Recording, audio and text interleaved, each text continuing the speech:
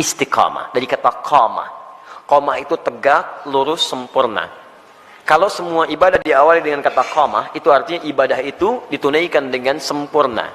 Turunannya aqama yuqimu iqamah. Iqamatun selalu disingkat dengan qamah, yang nyingkat orang Indonesia.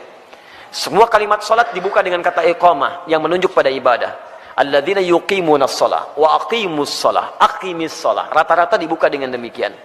Lihat baik-baik. Kalau antum ingin menunaikan ibadah dengan sempurna, kan tidak langsung sempurna seketika.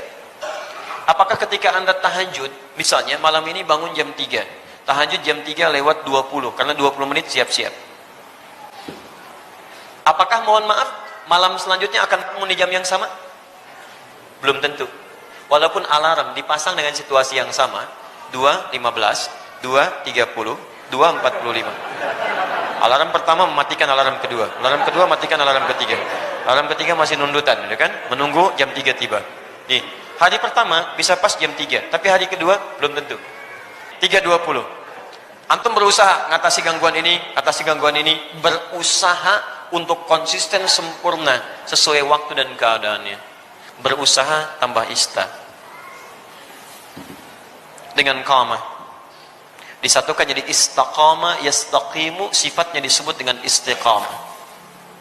Jadi istiqamah itu artinya usaha untuk konsisten dalam kebaikan atau ketaatan. Usaha untuk konsisten menunaikan ketaatan.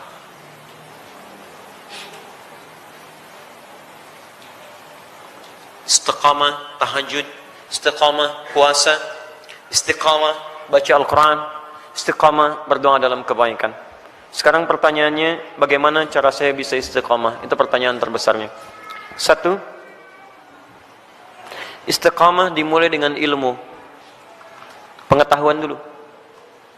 Kalau antum kerjakan sesuatu tanpa pengetahuan, maka tidak akan ada motivasi bagi kita untuk menguatkan hal yang ingin kita kerjakan. Bahkan Nabi SAW pun ketika akan diangkat menjadi Rasul, kemudian diberikan tugas beliau untuk berdakwah, itu jedanya 5 tahun sampai berdakwah, dan dari jeda itu diberikan dulu bekal pengetahuan. Apa ayat yang turun kepada beliau? Pertama kali wahyu pertama turun. Iqra. Diminta belajar dulu.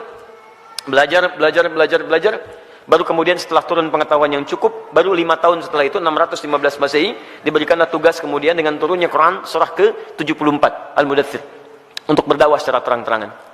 Nah sekarang antum ingin istiqomah di bidang apa? Misal antum pilih dulu, saya ingin istiqomah satu-satulah, gak usah semuanya. Misal, saya mau istiqomah dalam sholat dulu. Maka sebelum antum tunaikan ibadahnya, antum keluarkan dulu hadis-hadis, ayat-ayat dari Al-Quran, hadis dari Nabi, petunjuk sholat yang benar. Kalau antum tidak keluarkan ini, nanti antum akan istiqomah pada yang salah. Karena boleh jadi antum sholat dengan cara yang keliru. Salah takbirnya, kemudian salah rukunya, salah sujudnya, maka turunkan kemudian pengetahuannya untuk memudahkan kita dalam menunaikannya. 1. Yang kedua, keluarkan kemudian motivasi-motivasi positifnya. Ya, keutamaannya. Keutamaan itu untuk selalu memotivasi kita kala kita sedang menurun, ya, dalam mengerjakan amal soleh yang dimaksudkan. Misal, itu boleh dituliskan. Saya ingin tunaikan tahajud, ingin istiqamah. Antum keluarkan keutamaan tahajud, tuliskan. Ada 4 keutamaan tahajud dalam Al-Quran. Quran surah 17 ayat 79 sampai dengan 81. Paling kiri sebelah atas. 1, mengangkat karir di tempat terbaik. Asa ayyab'atsaka rabbuka maqaman mahmuda. 2, mendapat bimbingan Allah saat menjalani aktivitas. Wa rabbi adkhilni mudkhala sidqin. 3, mendapat bimbingan Allah keluar dari kesulitan. Wa akhrijni mukhrajas sidqin. 4, mendapat perlindungan dari Allah ketika diganggu oleh orang lain, langsung tanpa perantara. Waj'alni min ladunka sultanan nasira. Demi Allah saya katakan ya, saya mohon kepada antum, kalau masih punya banyak tugas, pekerjaan macam-macam tuh jangan tinggalkan tahajud. Walaupun cuma 2 rakaat, witirnya 1 rakaat. Jangan tinggalkan. Kalau antum konsisten, maka nilai-nilai kebaikan akan Allah berikan. Supaya jadi motivasi, antum tuliskan itu. Tempelkan di samping kanan, di dinding tembok kita mau tidur itu, sampaikan sebelah kanan. Tempelkan. Jadi begitu antum mau tidur, antum bisa melihat itu. Dalam keadaan lupa pun ketika antum melihat itu, antum bisa termotivasi untuk bangun di malam harinya. Kalau bisa tambahkan kalimat di bawahnya. Ya, tambahkan kalimat di bawahnya. Apa kamu merasa sudah ada jaminan surga? Nabi aja ahli surga, tahajud. Kamu bukan nabi, bukan rasul, bukan ahli surga, gak mau tahajud. Apakah kamu masih sehat sampai malam ini? tuliskan. Sampaikan. Dibuat kalimat-kalimat, quote-quote yang indah untuk memotivasi kita ibadah. Ayo. Non-muslim aja punya quote untuk kehidupan mereka. Masa urusan akhirat kita nggak punya quote yang baik? Hadirkan. Kita antum tuliskan, jadi motivasi. 2. 3. 3. Di 1 pelajari dengan ilmu, 2 keluarkan keutamaannya, 3. Hadirkan ancaman-ancaman Allah saat antum menyimpang dari amal soleh yang tengah dikerjakan. Ancamannya. Misal, tadi ingin meningkatkan sholat, dimulai dengan sholat fardu. Terus tiba-tiba terfikir untuk mengabaikan sholat. Karena ada proyek, terus tunda-tunda sholat, kan? Karena ada proyek tertentu, sampai Jumatan ditinggalkan. Untuk mengumpulkan dunia. Maka antum boleh keluarkan ancaman Allah pada yang seperti itu. Supaya tetap memacu kita supaya bisa istiqamah. Misal, turunkan Quran surah Al-Humazah. Ya, wailul likulli humazatin lumazah. Celaka bagi para pengumpat. Itu terjemahan mushaf. Tapi kalau kita terjemahkan dengan terjemah yang menggunakan nilai bahasa, ya ada balaghah, ada nahwu, ada sharaf ya. Setiap yang ada taknya menunjuk pada perempuan. Ya, kalau kita hadirkan sekarang, celakalah bagi para sosialita yang tukang gosip. Ya, perempuan-perempuan yang senang bergosip. Alladzi jama'a mala wa addada. Ini agak unik. Biasanya kalau tak pasangannya dengan allati, tapi ini menggunakan alladzi. Alladzi menunjuk pada laki-laki bukan perempuan. Istrinya suka gosip, laki-lakinya suaminya suka mengumpulkan harta. Di suami sibuk dalam bekerja, istrinya sibuk menggunakan harta suami untuk kumpul-kumpul cuman gosip dan sebagainya. Lihat, alladzi jama'a mala wa addada. Yang suaminya sibuk dalam bekerja cuman ngitung-ngitung hasil aja. Keuntungan sekian, ini sekian, ini sekian. Mama, ini yang kita dapatkan begini-begini. Ya Pak, besok mama pakai untuk pertemuannya Pak, arisan. Ya gitu kan cuman begitu. Berangkat ngobrolin orang begini macam-macam. Jadi habis di situ aja.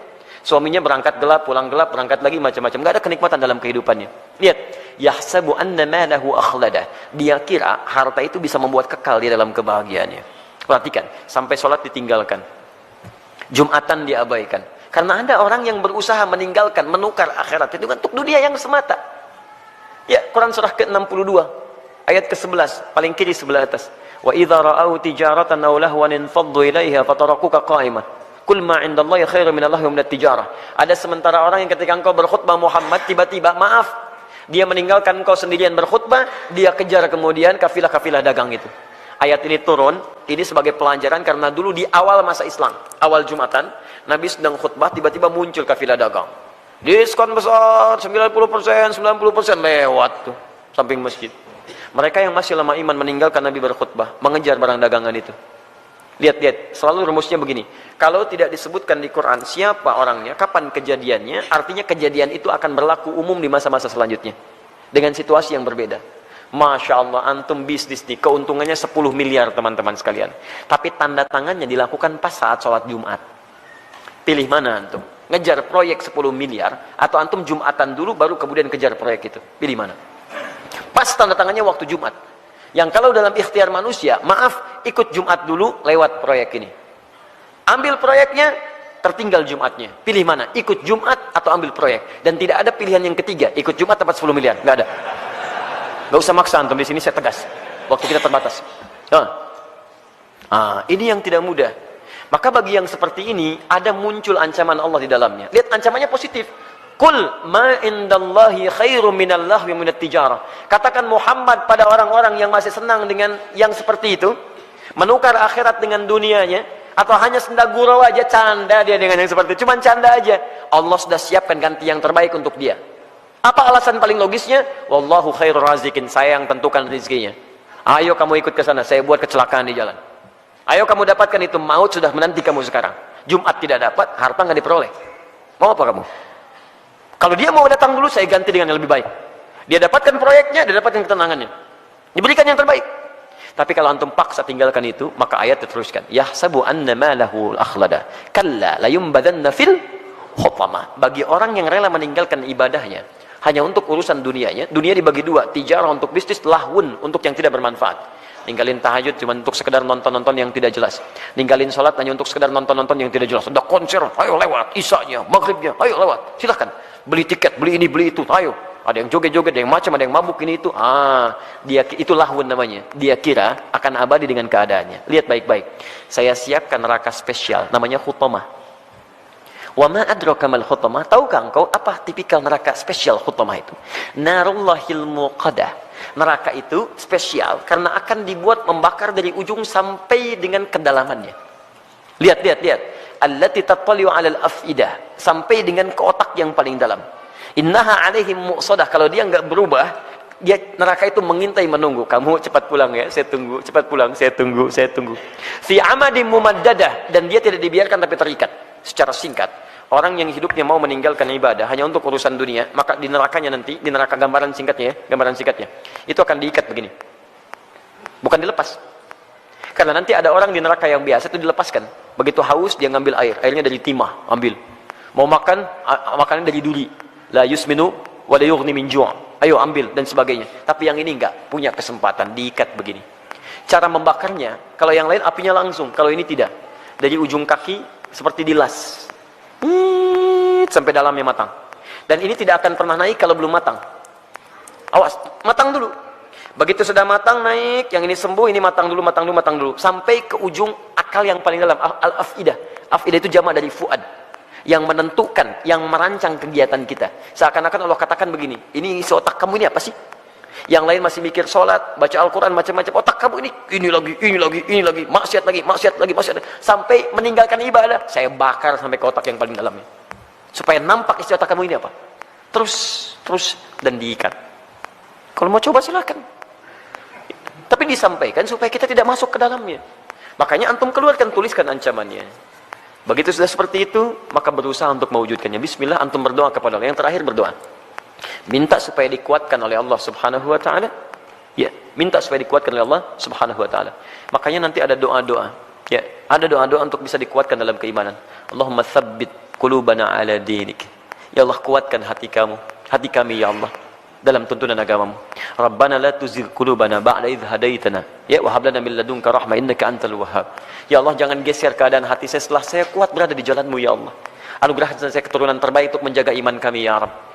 Jadi, belajar ilmunya, belajar ketentuannya, hadirkan motivasinya, jauhi kemudian ancamannya, setelah itu berdoa kepada Allah untuk dijaga. Dengan itu, fammastaqamu, disebutlah orang ini istiqamah. Tatanazzalu alaihimul malaikah, maka diturunkan oleh malaikat untuk menjaga sifat istiqamahnya. Nanti ada bisikan dari malaikat. Ada bisikan, masuk lewat sifat takwa. Dia orang istiqamah itu, kalau ikhtiar tadi 4 ditempuh dengan baik, maka malaikat turun untuk menjaga dia. Tatanazzalu alaihimul malaikah, dijaga oleh malaikat. Apa penjagaannya? Bisa penjagaan terus kepada ibadah dan dijaga dari maksiat. Yang kedua, dijaga supaya tidak bersedih dalam kehidupannya. Allah khaufun alaihim walahum yahzanun. Dijaga supaya tidak sedih, artinya dia tenang, dan dijaga supaya tidak gelisah, artinya dia senang dalam kehidupannya. Maka kalau malaikat sudah turun, Masya Allah, antum bisa rasakan sendiri. Dulu ketinggalan sholat fardu terlambat, biasa-biasa, sekarang ketinggalan tahajud menyesal antum. Ya Allah, ya Allah. Hebatnya, begitu ada pikiran maksiat, langsung diluruskan oleh Allah. Itu nggak baik buat saya, tinggalkan. Itu nggak bagus, tinggalkan.